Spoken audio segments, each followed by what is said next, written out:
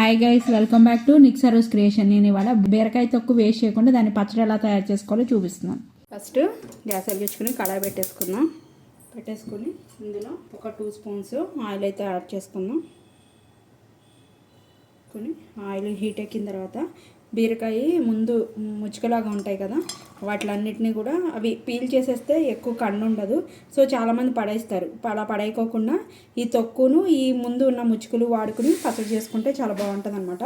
అవి అండ్ ఒక 10 పచ్చిమిరపకాయలు, ఈ క్వాంటిటీకి నేను ఒక 10 పచ్చిమిరపకాయలు ఇలా సగం సగం కట్ చేసి వేసుకుంటున్నాను. గ్యాస్ని లో ఫ్లేమ్లోకి అడ్జస్ట్ చేసుకొని ఒక 10 మినిట్స్ మగ్గితే సరిపోతుంది. ఇది ఒక 2 మినిట్స్ అయిన తర్వాత మిగతా తొక్కు కూడా ఉంటుంది కదా, అది కూడా యాడ్ చేసుకున్నాం. ఇలాంటి ఏనులు ఉంటాయి కదా, ఈ ఏనులు అన్నవి తీసేయాలన్నమాట. ఈ ఏనులు యూజ్ చేయకూడదు. ఈ ఏనులన్నీ తీసేసి మధ్యలో తొక్కు ఉంటుంది కదా, దాన్ని ఇలా కొంచెం చిన్న చిన్నగా కట్ చేసుకొని నీట్గా కడిగేసుకోవాలి. ఇప్పుడు మనం కట్ చేసుకొని క్లీన్ చేసుకున్న తొక్కు ఉంది కదా, అది కూడా ఇందులో యాడ్ చేసేసుకున్నాం.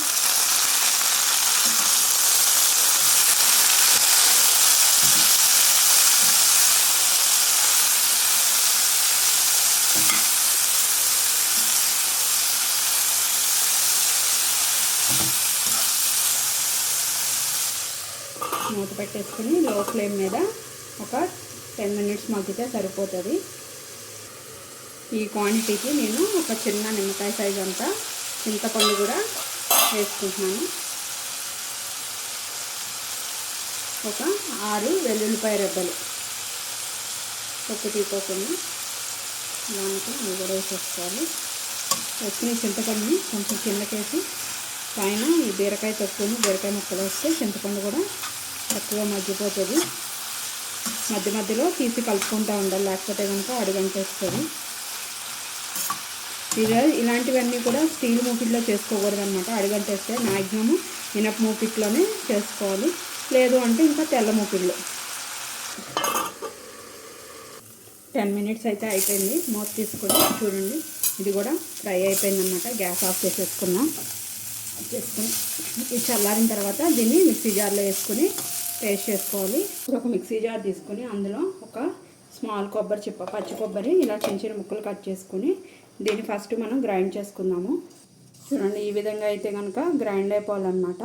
లేదు అంటే 2 కలిపేస్తే వేయచ్చు, కానీ అది మెత్తగా కొబ్బరి అన్నది మెత్తగా నలగదనమాట. అందుకనే ఫస్ట్ మనం ఇలా కొబ్బరిని ఒకసారి గ్రైండ్ చేసుకోవాలి. ఇప్పుడు మనం ఫ్రై చేసుకున్న బీరకాయ ముక్కలు తొక్కును ఆ ముక్కలు ఉన్నాయి కదా, అవన్నీ కూడా మిక్సీ జార్లో తీసేసుకుందాం.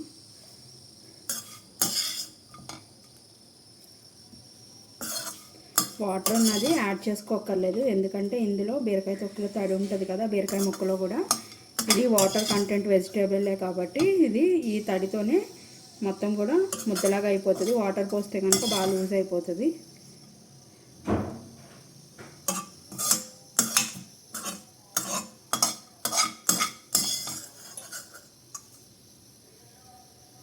ఇప్పుడు ఇందులో టేస్ట్కి సరిపడా సాల్ట్ వేసుకోవాలి. నేనైతే ఒక 1.5 స్పూన్ సాల్ట్ అయితే యాడ్ చేస్తున్నాను. కావాలంటే కనుక చూసి తర్వాత అడ్జస్ట్ చేసుకోవచ్చు. దీన్ని మెత్తగా ఫైన్ గ్రైండ్ చేసుకోవాలి. చూడండి, ఈ విధంగా అయితే కనుక మెత్తగా పేస్ట్ లాగా అయితే చేసేసుకోవాలి. ఇప్పుడు తాలింపు పెట్టేసుకుందాం. ఇందాక మనం ఫ్రై చేసిన మూకుడు ఉంది కదా, అదే వెలిగించుకొని అందులో మళ్ళీ 1 స్పూను ఆయిల్ వేసుకోవాలి. గ్యాస్ని లో ఫ్లేమ్లోకి అడ్జస్ట్ చేసేసుకొని 1 స్పూను మినపప్పు వేసుకొని ఫ్రై చేసుకోవాలి. దీన్ని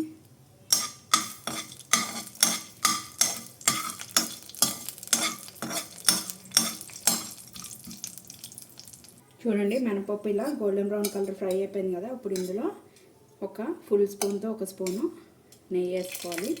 ఇంకా అప్పుడు అన్నంలో వేసుకోకుండా సరిపోతుంది.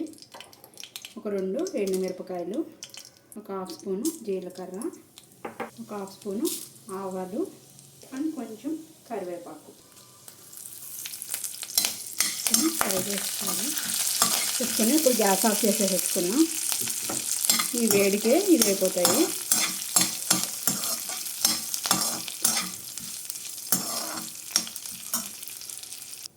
ఇప్పుడు ఇందులో కొంచెం పసుపు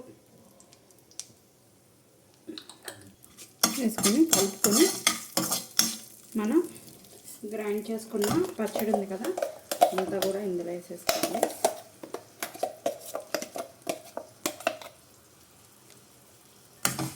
వేసుకొని నూనె కలిపేసుకొని